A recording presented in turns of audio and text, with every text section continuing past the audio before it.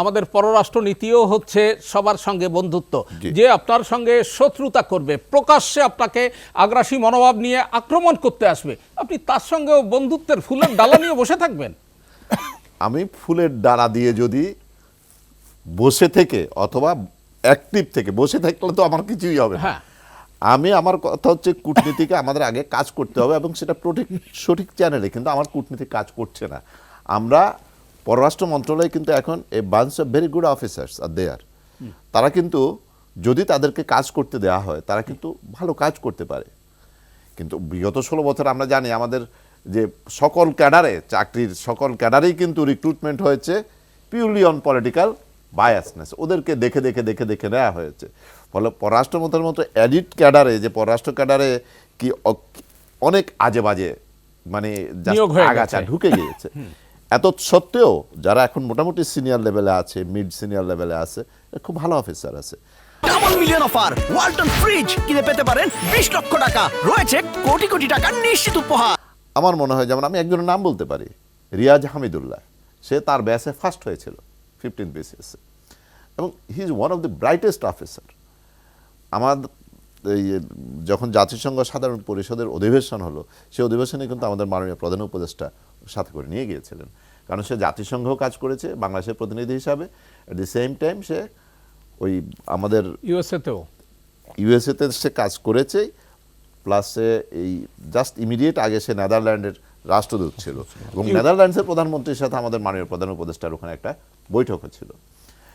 সুতরাং এরকম আমি একটা উদাহরণ দিলাম, ভালো অফিসাররা রয়েছে এর মধ্যেও আছে আছে এখন, কিন্তু তারপরও আমাদের পররাষ্ট্র মন্ত্রণালয় যেটুকুন তাদের রোল প্লে করার সুযোগ আছে, আমার মনে হয় কূটনীতিটাকে যদি আমরা শক্তিশালী অবস্থানে নিতে পারি, এই যে যেই বিষয়গুলো ঘটছে এগুলো যে সত্যি না, যে বদনামগুলো ছড়ানো হচ্ছে, যে ওদের যে অল আউট অ্যাটাক আমি বলবো, বিশেষ করে প্রিন্ট ইলেকট্রনিক মিডিয়া প্লাস ওদের ইভেন অ্যাট গভর্নমেন্ট লেভেল, তাদের পররাষ্ট্র মন্ত্রণালয় অল আউট অ্যাটাক যে তারা যেটা করছে, এটা যে পুরোটাই যে মিথ্যার উপর ভিত্তি করে, এটার মধ্যে যে সত্যতার লেশ মাত্র নাই, এ কথা আমাদেরকে মার্কিন জরিপে এসে কেন প্রমাণ করতে হবে, এবং যদি মার্কিন জরিপে এটা প্রকাশ হয়েই থাকে, সেটা কেন আমরা এখন আন্তর্জাতিক ফোরামে সঠিকভাবে উপস্থাপন করতে পারছি না।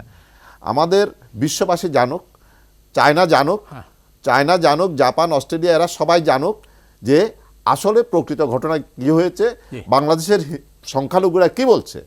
বাংলাদেশের সংখ্যালঘুদের উপর এখানে আমরা তো সবসময় ওয়েলকাম করি, আমাদের প্রধান উপদেষ্টা বারবার বলছেন যে আমরা বিদেশি চ্যানেল মিডিয়া যারা যারা আসতে চায় এখানে আমরা তাদের ওয়েলকাম করছি, তারা এসে আমাদের সংখ্যালঘুদের সাথে কথা বলুক, we are open to them, আমাদের এখানে নাথিং টু হাইড।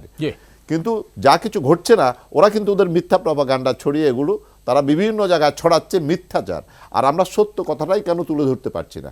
সত্য কথা তুলে ধরার মতো, সত্য কথা তুলে না ধরবার যত ব্যর্থতা আছে সেটি অবশ্যই পররাষ্ট্র মন্ত্রণালয়কে নিতে হবে।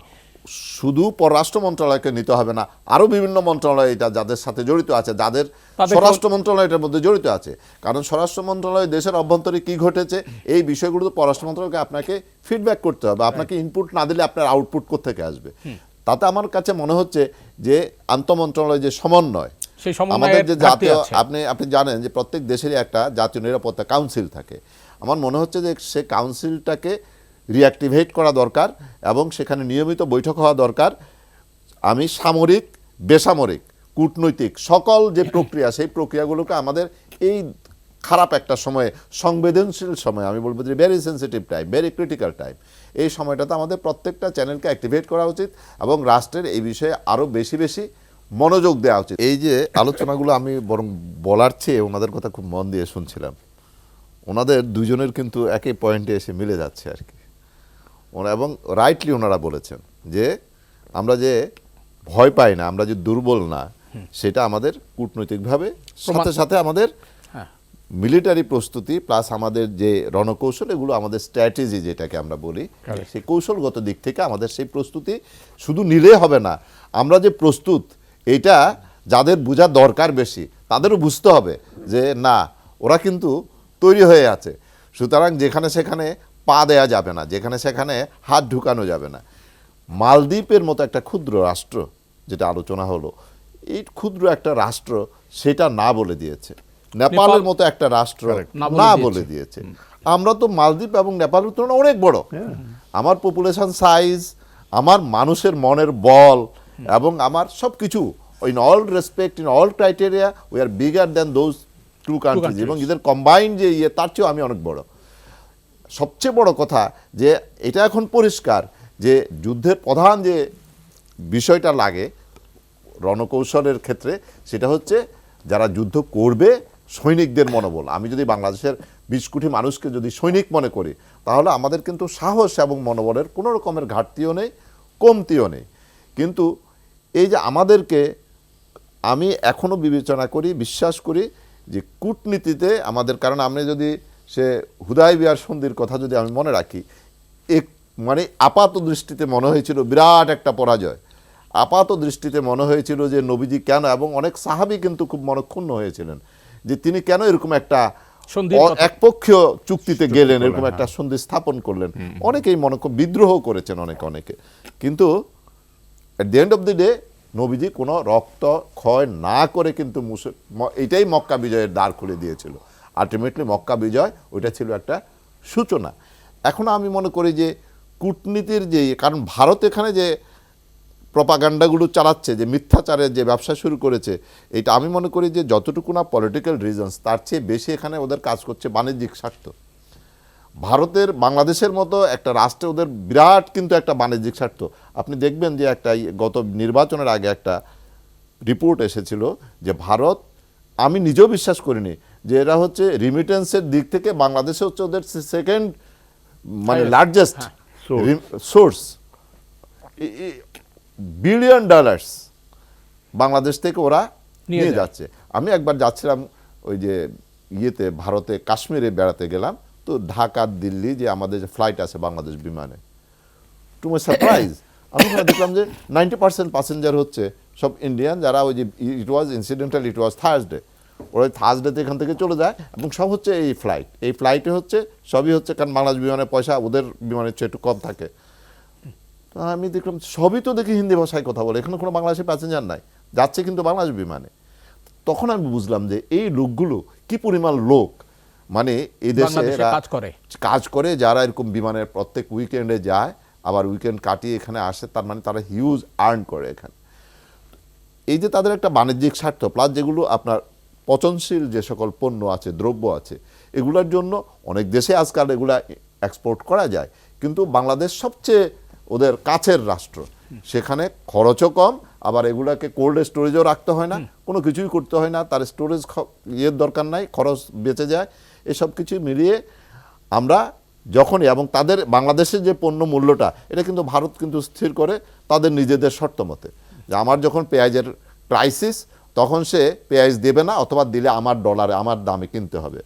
আর যখন আমার চাষিরা পেঁয়াজ থেকে ক্ষেত থেকে পেঁয়াজ নিয়ে আসে, যখন একটু পয়সা পাবে তখন কিন্তু তারা ভর্তি করে দেবে। ওই পানির মতো একই কাহিনী, পানির মতো সেই একই কাহিনী, যে পানি যখন দরকার হয় না তখন তারা ছেড়ে দেয় সব। এখন আমরা তিস্তার জন্য হাহাকার করছি, কিন্তু সেই তিস্তায় আমাদের গত বন্যার সময় দেখা যায়, সকল বন্যায় দেখা যায় যে তিস্তায় আমাদের জন্য একটা বিরাট বোঝা হয়ে যায়।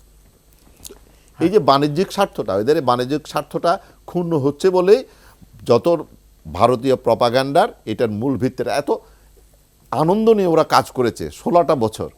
আপনি খুব স্বাভাবিক, আপনি যখন 16 বছর যদি আপনি দীর্ঘ সময়, কিন্তু 16 বছরে যদি আপনি সব কিছু এমনভাবে একতরফা একপক্ষীয়ভাবে পেতে পেতে আপনি মনে করেন যে ইট ইজ ইউ রাইট, আপনার এটা অধিকার হিসাবে আপনি নিয়ে এনেছেন। আমি একটা অবৈধভাবে একটা ঘর বাড়ি দখল করে থাকলেও তো 12 বছর পরে আমার একটা মানে ওই রাইট অফ পসেশন আমার একটা চলে আসে।